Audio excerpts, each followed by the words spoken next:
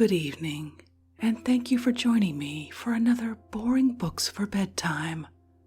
I hope tonight's selection provides all the boredom your busy brain needs to quiet down and let you get some sleep. So find a comfortable spot, adjust your volume, take a nice deep breath in, let it out slowly, and off we go. Before we begin, I'm excited to give a special shout out of thanks to 3 new Patreon supporters, Angel, Ryan, and Haley. Thank you all so much for becoming supporters of this podcast. By becoming patrons, you help make it possible, and it's very much appreciated. If you are interested in supporting this podcast and getting exclusive perks available only to subscribers, you'll find a link to the Patreon page in the show description. Now, let's get to the reading.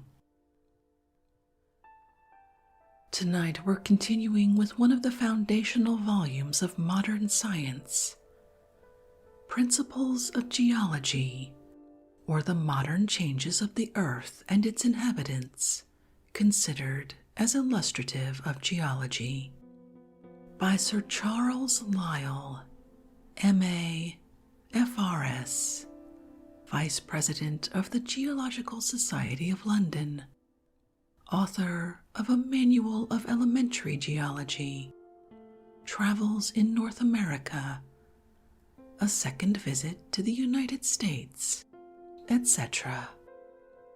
A new and entirely revised edition, illustrated with maps, plates, and woodcuts. Published by D. Appleton & Co., New York, 1854. Let's pick up where we left off, in Lyell's tracing of the history of geology as a science.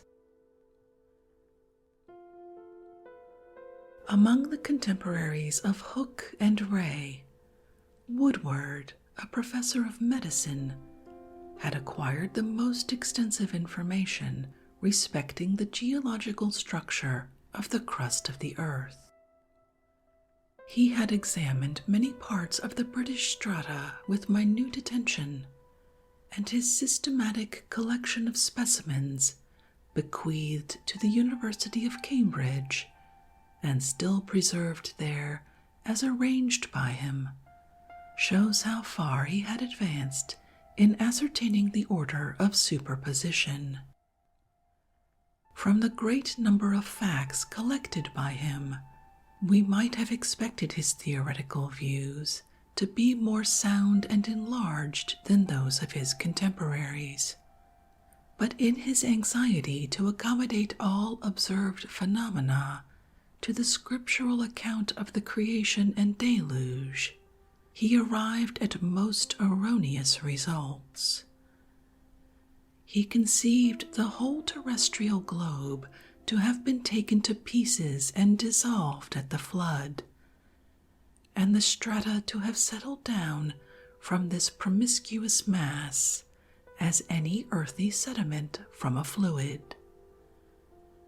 In corroboration of these views, he insisted upon the fact that marine bodies are enlarged in the strata according to the order of their gravity, the heavier shells in stone, the lighter in chalk, and so of the rest. Ray immediately exposed the unfounded nature of this assertion, remarking truly that fossil bodies are often mingled, heavy with light, in the same stratum.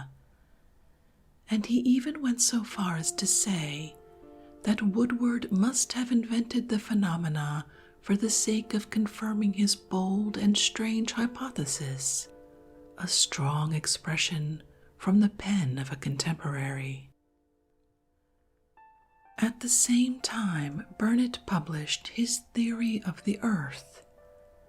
The title is most characteristic of the age, The Sacred Theory of the Earth, containing an account of the original of the earth, and of all the general changes which it hath already undergone or is to undergo till the consummation of all things.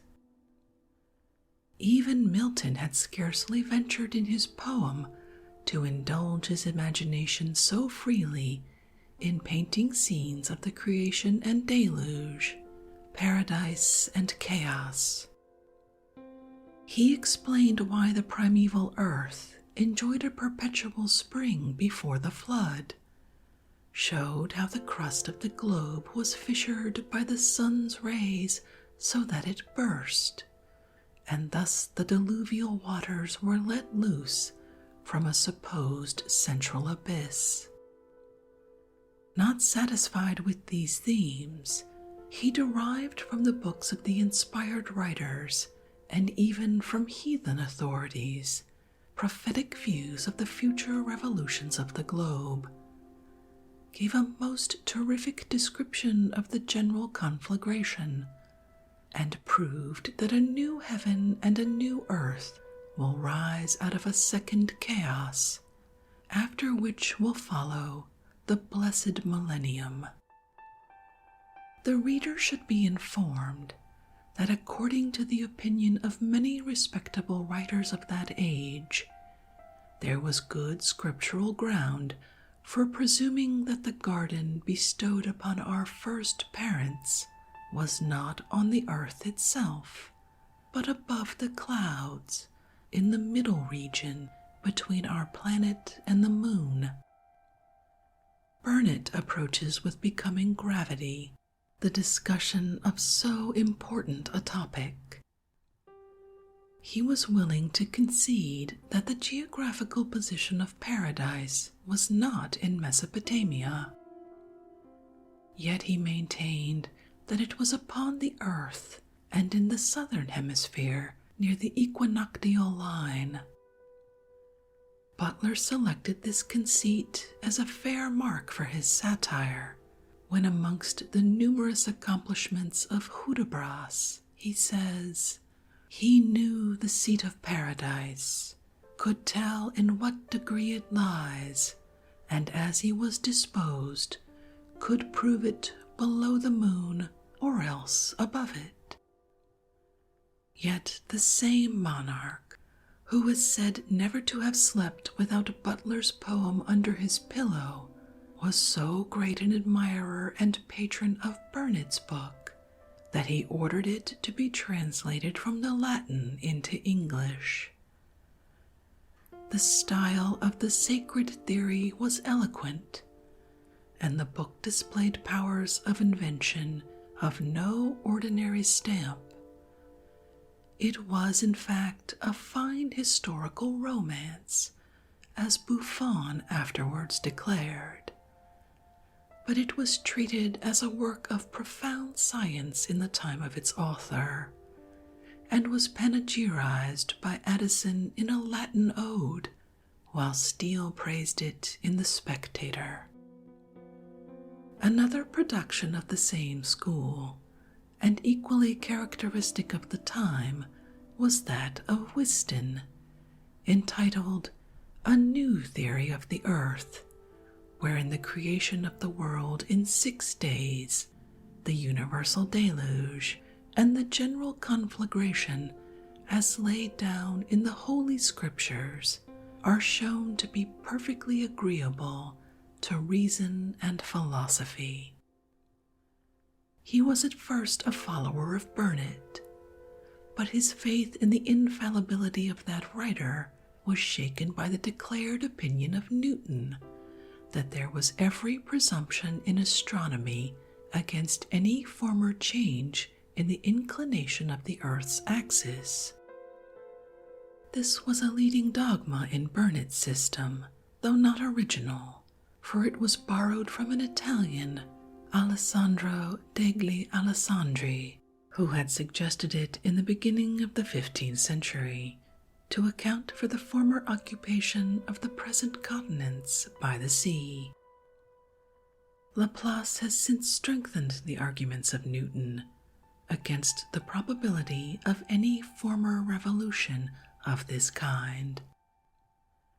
The remarkable comet of 1680 was fresh in the memory of everyone when Whiston first began his cosmological studies, and the principal novelty of his speculations consisted in attributing the deluge to the near approach to the earth of one of these erratic bodies. Having ascribed an increase of the waters to this source, he adopted Woodward's theory, supposing all stratified deposits to have resulted from the chaotic sediment of the flood. Whiston was one of the first who ventured to propose that the text of Genesis should be interpreted differently from its ordinary acceptation, so that the doctrine of the earth, having existed long previous to the creation of man, might no longer be regarded as unorthodox. He had the art to throw an air of plausibility over the most improbable parts of his theory, and seemed to be proceeding in the most sober manner and by the aid of mathematical demonstration to the establishment of his various propositions. Locke pronounced a panegyric on his theory, commending him for having explained so many wonderful and before inexplicable things. His book, as well as Burnet's, was attacked and refuted by Keele. Like all who introduced purely hypothetical causes to account for natural phenomena, Whiston retarded the progress of truth, diverting men from the investigation of the laws of sublunary nature and inducing them to waste time in speculations on the power of comets to drag the waters of the ocean over the land, on the condensation of the vapors of their tails into water, and other matters equally edifying. John Hutchinson, who had been employed by Woodward in making his collection of fossils, published afterwards in 1724 the first part of his Moses's Principia, wherein he ridiculed Woodward's hypothesis. He and his numerous followers were accustomed to declaim loudly against human learning, and they maintained that the Hebrew scriptures, when rightly translated, comprised a perfect system of natural philosophy, for which reason they objected to the Newtonian theory of gravitation. Andreas Celsius, the Swedish astronomer, published about this time his remarks on the gradual diminution and sinking of the waters in the Baltic, to which I shall have occasion to advert more particularly in the sequel, chapter 29. In Germany, in the meantime, Schützer published his Complaint and Vindication of the Fishes in 1708, a work of zoological merit, in which he gave some good plates and descriptions of fossil fish. Among other conclusions, he labored to prove that the earth had been remodeled at the deluge. Pluche also, in 1732, wrote to the same effect, while Holbach, in 1753, after considering the various attempts to refer all the ancient formations to the flood of Noah, exposed the inadequacy of this cause. Now I return with pleasure to the geologists of Italy, who preceded, as has been already shown, the naturalists of other countries in their investigations into the ancient history of the earth, and who still maintained a decided preeminence.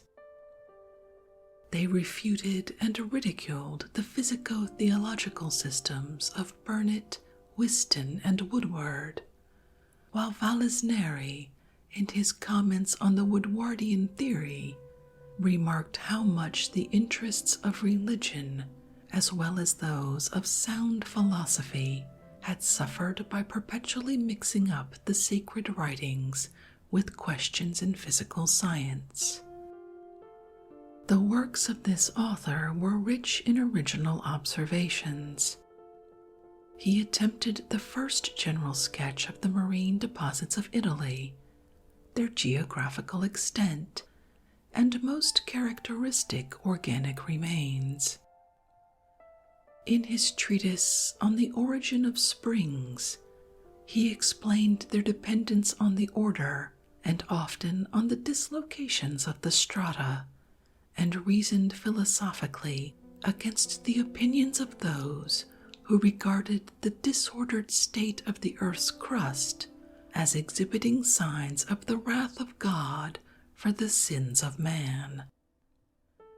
He found himself under the necessity of contending in his preliminary chapter against St. Jerome and 4 other principal interpreters of Scripture, besides several professors of divinity, that springs did not flow by subterranean siphons and cavities from the sea upwards, losing their saltness in the passage, for this theory had been made to rest on the infallible testimony of Holy Writ.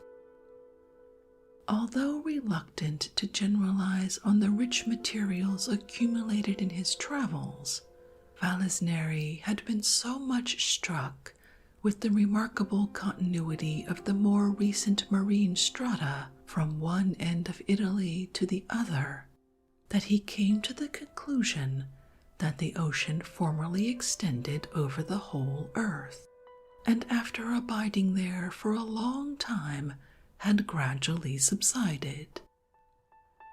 This opinion, however untenable, was a great step beyond Woodward's diluvian hypothesis, against which Vallisneri and after him all the Tuscan geologists uniformly contended, while it was warmly supported by the members of the Institute of Bologna.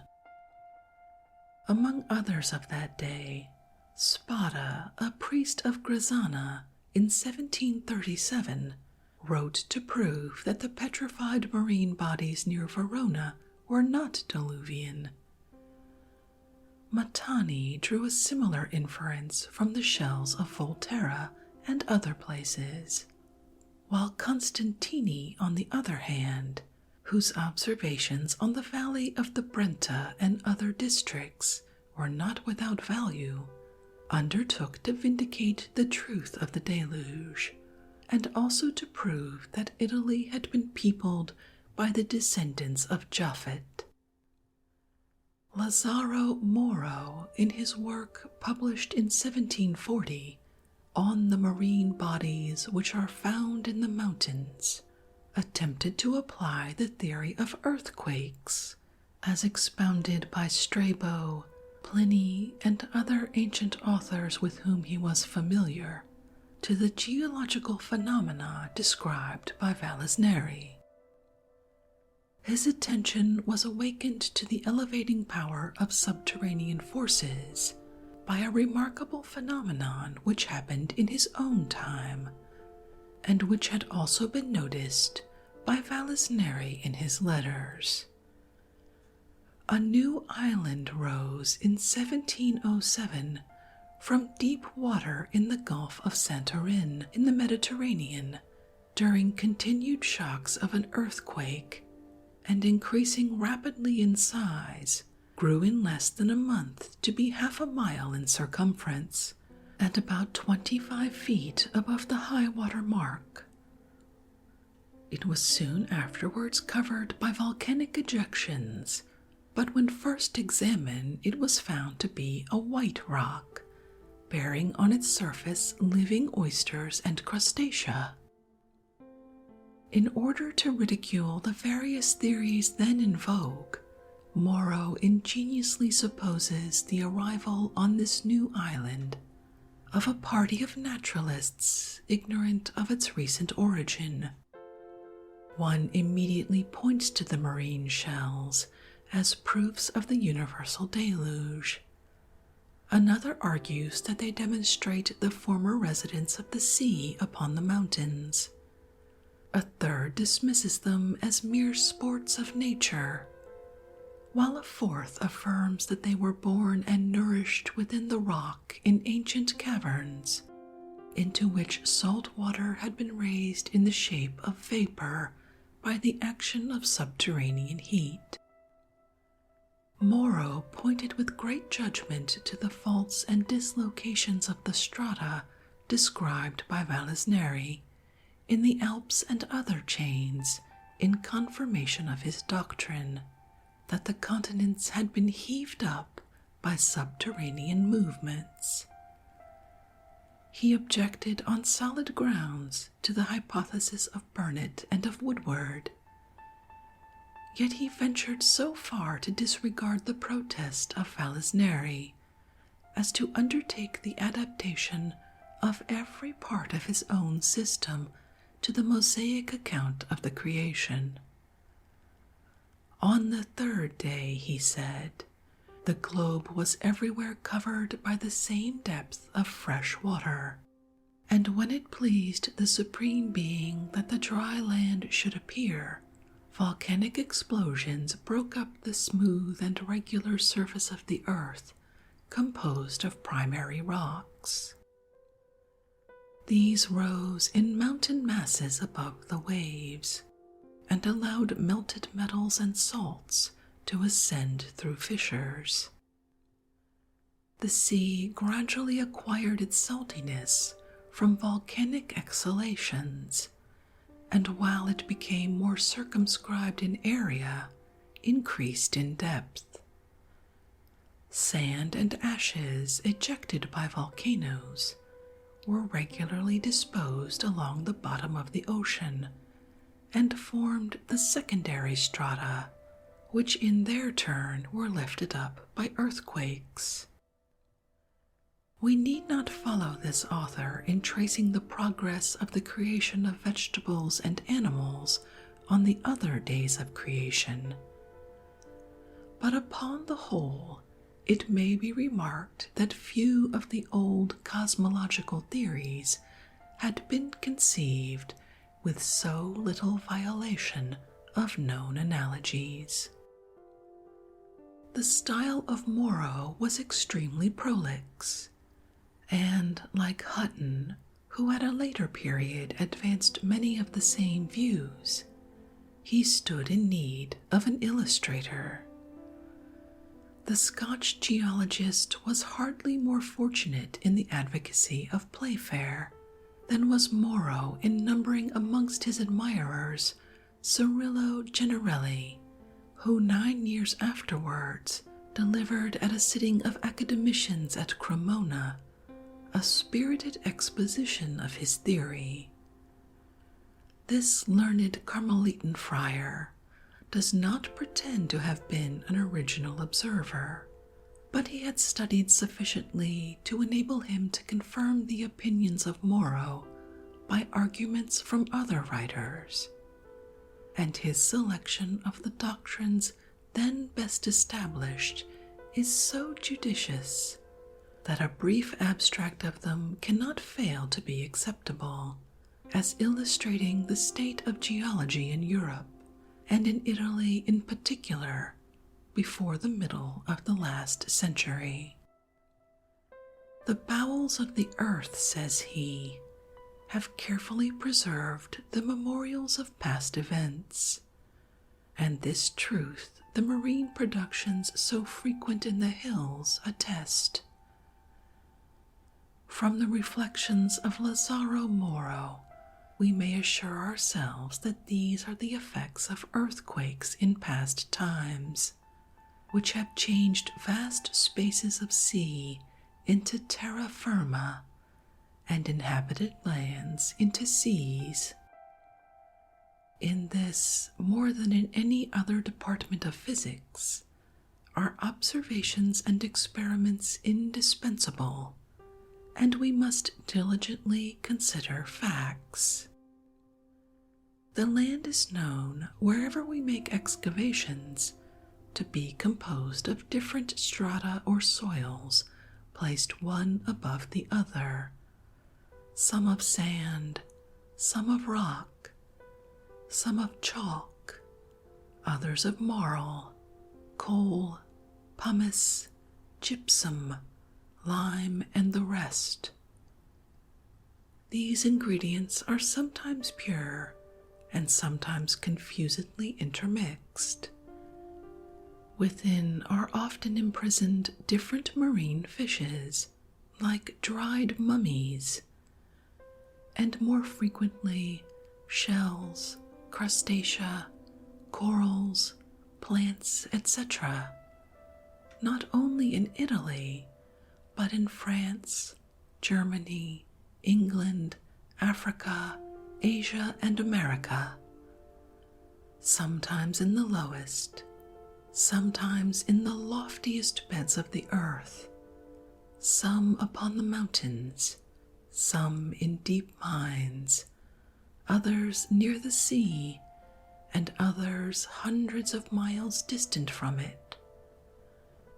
Woodward conjectured that these marine bodies might be found everywhere, but there are rocks in which none of them occur, as is sufficiently attested by Vallisneri and Marsili. The remains of fossil animals consist chiefly of their more solid parts, and the most rocky strata must have been soft when such exuviae were enclosed in them. Vegetable productions are found in different states of maturity, indicating that they were embedded in different seasons. Elephants, elks, and other terrestrial quadrupeds have been found in England and elsewhere in superficial strata never covered by the sea. Alternations are rare, yet not without example, of marine strata with those which contain marshy and terrestrial productions. Marine animals are arranged in the subterraneous beds with admirable order in distinct groups. Oysters here, dentalia or corals there, etc., as now, according to Marsili, on the shores of the Adriatic. We must abandon the doctrine, once so popular, which denies that organized fossils were derived from living beings, and we cannot account for their present position by the ancient theory of Strabo, nor by that of Leibniz, nor by the universal deluge, as explained by Woodward and others. Nor is it reasonable to call the deity capriciously upon the stage, and to make him work miracles for the sake of confirming our preconceived hypothesis. I hold in utter abomination, most learned academicians, those systems which are built with their foundations in the air, and cannot be propped up without a miracle. And I undertake, with the assistance of Moro, to explain to you how these marine animals were transported into the mountains by natural causes. A brief abstract then follows of Moro's theory, by which, says Generelli, we may explain all the phenomena, as Vallisneri so ardently desired, without violence, without fictions, without hypothesis, without miracles. The Carmelitan then proceeds to struggle against an obvious objection to Moro's system, considered as a method of explaining the revolutions of the earth naturally. If earthquakes have been the agents of such mighty changes, how does it happen that their effects since the times of history have been so inconsiderable? This same difficulty had, as we have seen, presented itself to Hooke half a century before, and forced him to resort to a former crisis of nature. but generally defended his position by showing how numerous were the accounts of eruptions and earthquakes, of new islands, and of elevations and subsidences of land, and yet how much greater a number of like events must have been unattested and unrecorded during the last 6,000 years.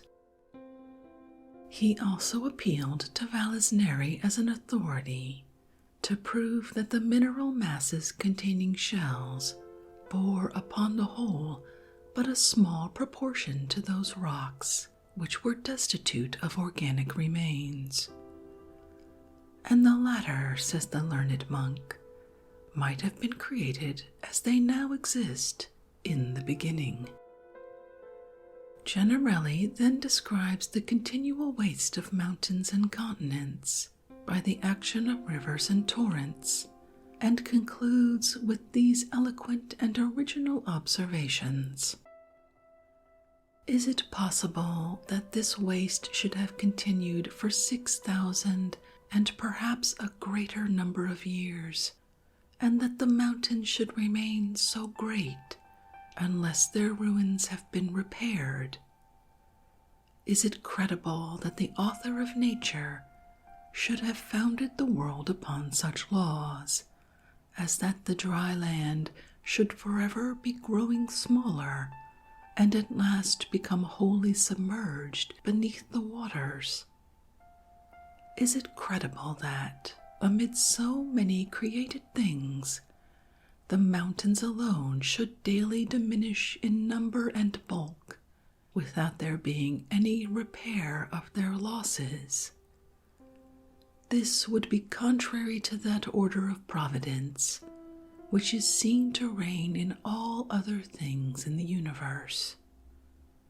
Wherefore I deem it just to conclude that the same cause which, in the beginning of time, raised mountains from the abyss, has down to the present day continued to produce others, in order to restore from time to time the losses of all such as sink down in different places, or are rent asunder, or in other way suffer disintegration.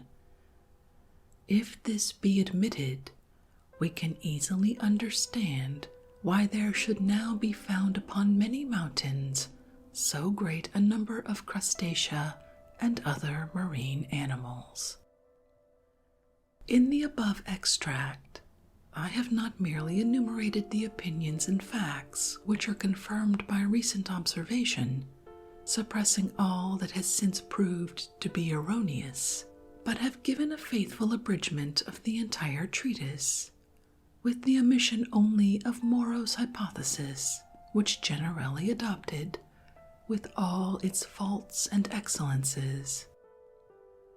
The reader will therefore remark that although this admirable essay embraces so large a portion of the principal objects of geological research, it makes no allusion to the extinction of certain classes of animals, and it is evident that no opinions on this head had at that time gained a firm footing in Italy. That Lister and other English naturalists should long before have declared in favor of the loss of species, while Sylla and most of his countrymen hesitated, was perhaps natural, since the Italian museums were filled with fossil shells belonging to species of which a great portion did actually exist in the Mediterranean, whereas the English collectors could obtain no recent species from such of their own strata as were then explored. The weakest point in Moro's system consisted in deriving all the stratified rocks from volcanic ejections, an absurdity which his opponents took care to expose, especially Vito Amici. Moro seems to have been misled by his anxious desire to represent the formation of secondary rocks as having occupied an extremely short period, while at the same time he wished to employ known agents in nature, to imagine torrents, rivers, currents, partial floods, and all the operations of moving water to have gone on exerting an energy many thousand times greater than at present would have appeared preposterous and incredible, and would have required 100 violent hypotheses. But we are so unacquainted with the true sources of subterranean disturbances that their former violence may, in theory, be multiplied indefinitely, without its being possible to prove the same manifest contradiction or absurdity in the conjecture. For this reason, perhaps, Morrow preferred to derive the materials of the strata from volcanic ejections rather than from transportation by running water. Marsili, whose work is alluded to by Generelli, had been prompted to institute inquiries into the bed of the Adriatic by discovering in the territory of Parma what Spada had observed near Verona and Schiavo in Sicily, that fossil shells were not scattered through the rocks at random, but disposed in regular order according to certain genera and species. But with a view of throwing further light upon these questions, Vitaliano Donati in 1750 undertook a more extensive investigation of the Adriatic, and discovered by numerous soundings that deposits of sand, marl, and tufaceous incrustations, most strictly analogous to those of the sub-Apennine hills, were in the act of accumulating there.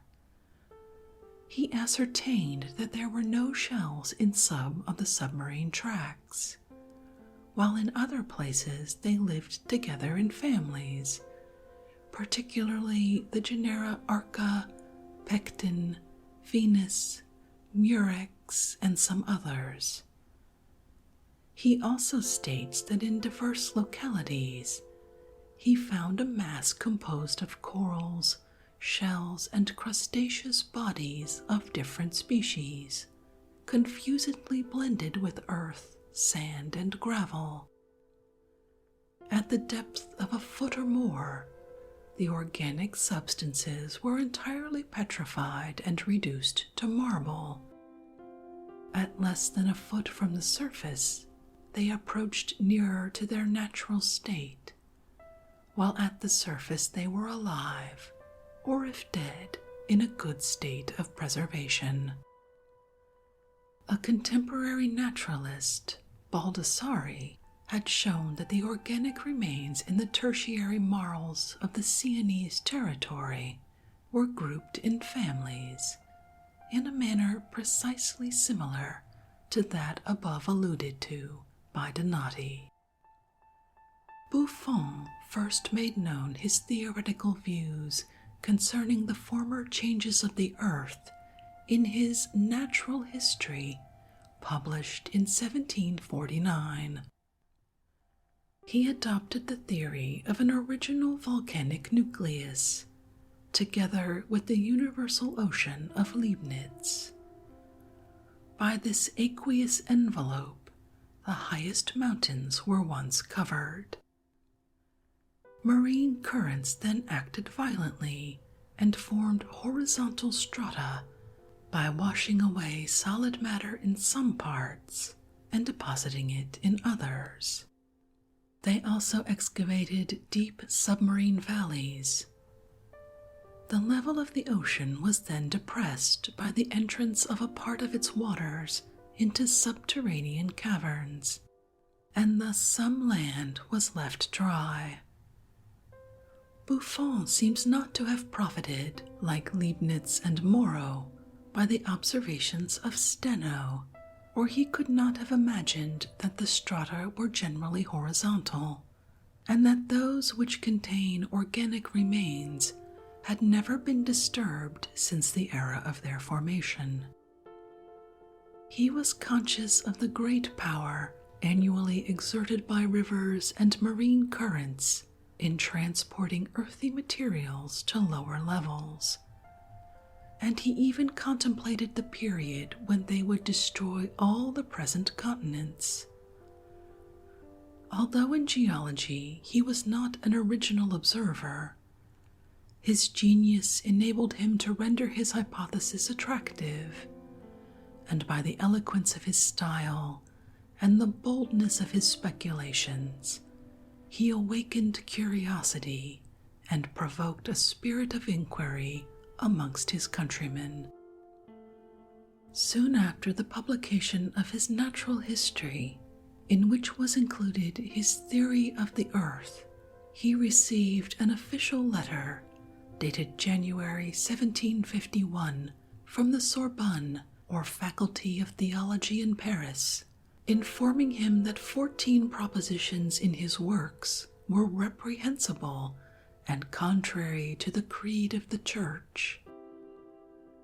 The first of these obnoxious passages, and the only one relating to geology, was as follows: "The waters of the sea have produced the mountains and valleys of the land. The waters of the heavens, reducing all to a level, will at last deliver the whole land over to the sea, and the sea successively prevailing over the land will leave dry new continents like those which we inhabit." Buffon was invited by the college in very courteous terms to send in an explanation, or rather a recantation, of his unorthodox opinions. To this he submitted, and a general assembly of the faculty having approved of his declaration, he was required to publish it in his next work. The document begins with these words: "I declare that I had no intention to contradict the text of Scripture, that I believe most firmly all therein related about the creation, both as to order of time and matter of fact, and I abandon everything in my book respecting the foundation of the earth, and generally all which may be contrary to the narration of Moses." The grand principle which Buffon was called upon to renounce was simply this: that the present mountains and valleys of the earth are due to secondary causes, and that the same causes will in time destroy all the continents, hills, and valleys, and reproduce others like them. Now, whatever may be the defects of many of his views, it is no longer controverted that the present continents are of secondary origin. The doctrine is as firmly established as the earth's rotation on its axis, and that the land now elevated above the level of the sea will not endure forever is an opinion which gains ground daily in proportion as we enlarge our experience of the changes now in progress. Targioni, in his voluminous Travels in Tuscany, 1751 and 1754, labored to fill up the sketch of the geology of that region left by Steno 60 years before. Notwithstanding a want of arrangement and condensation in his memoirs, they contained a rich store of faithful observations. He has not indulged in many general views, but in regard to the origin of valleys, he was opposed to the theory of Buffon, who attributed them principally to submarine currents. The Tuscan naturalist labored to show that both the larger and smaller valleys of the Apennines were excavated by rivers and floods, caused by the bursting of the barriers of lakes after the retreat of the ocean.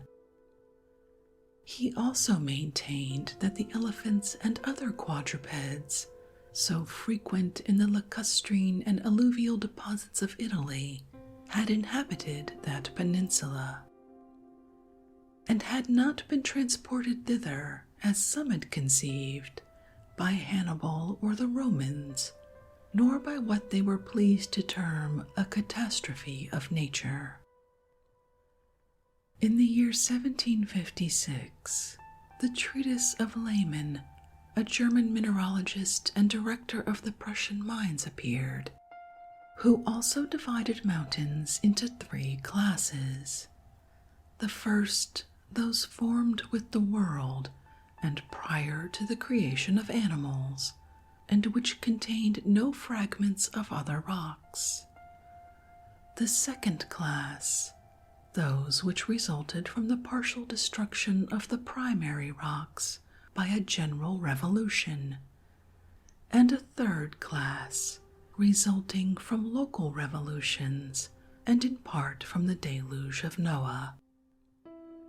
A French translation of this work appeared in 1759, in the preface of which the translator displays very enlightened views respecting the operations of earthquakes, as well as of the aqueous causes. In 1758, Gesner, the botanist of Zurich, published an excellent treatise on petrifactions and the changes of the earth which they testify. After a detailed enumeration of the various classes of fossils of the animal and vegetable kingdoms, and remarks on the different states in which they are found petrified, he considers the geological phenomena connected with them, observing that some, like those of Ehningen, resemble the testacea, fish and plants indigenous in the neighboring region, while some, such as ammonites, gryphites, belemnites, and other shells, are either of unknown species or found only in the Indian and other distant seas.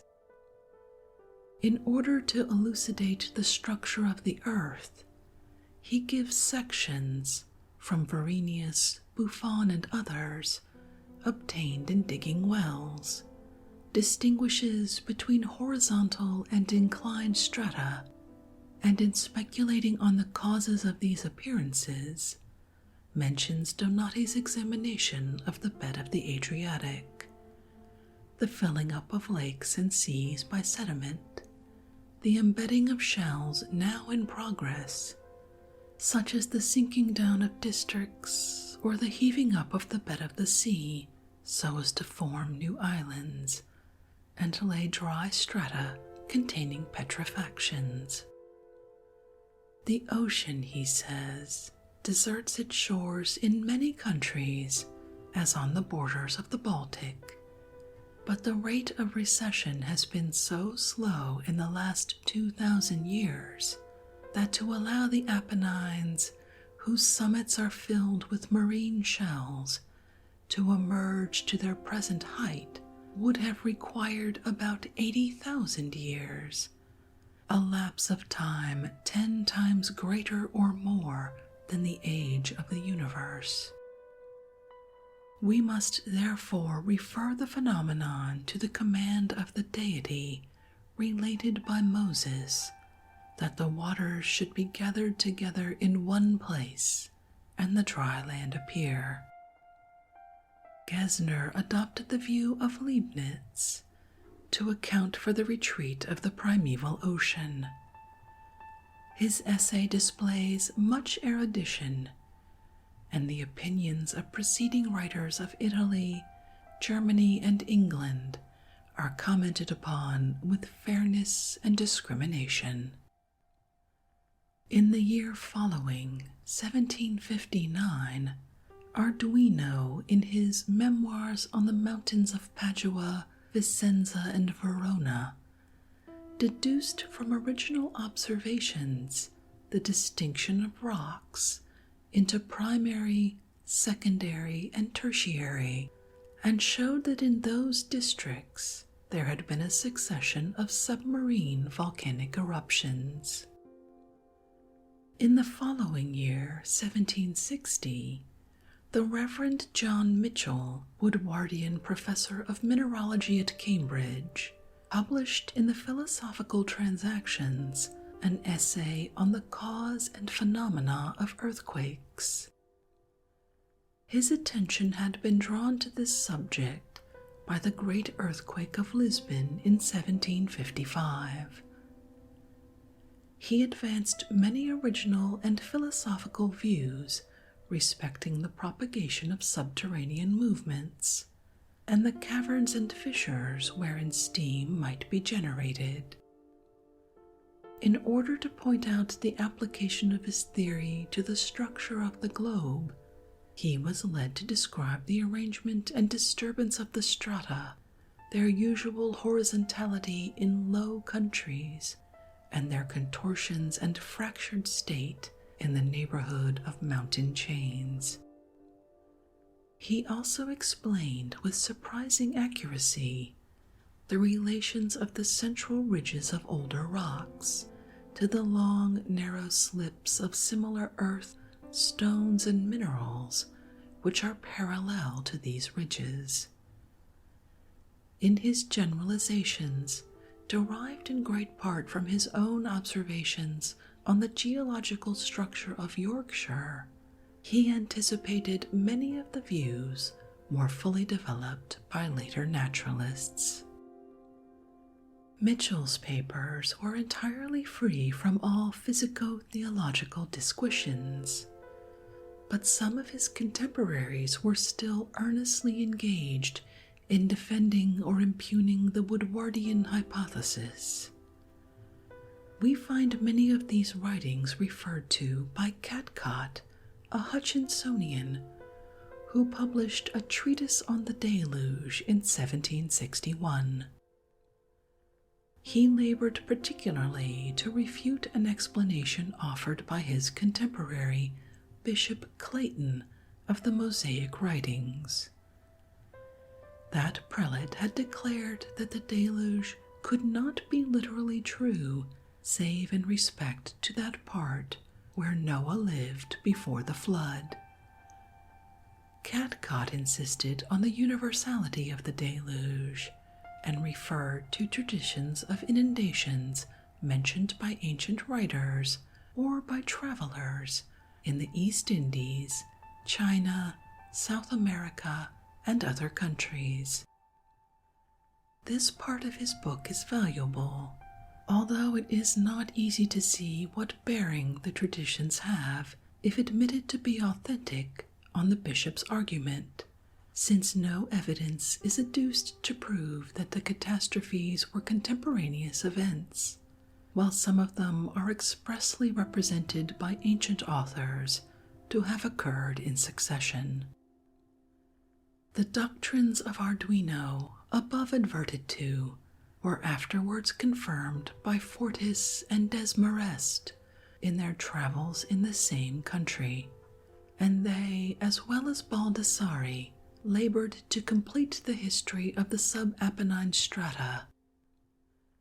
In the work of Odoardi, 1761, there was also a clear argument in favor of the distinct ages of the older Apennine strata and the sub-Apennine formations of more recent origin.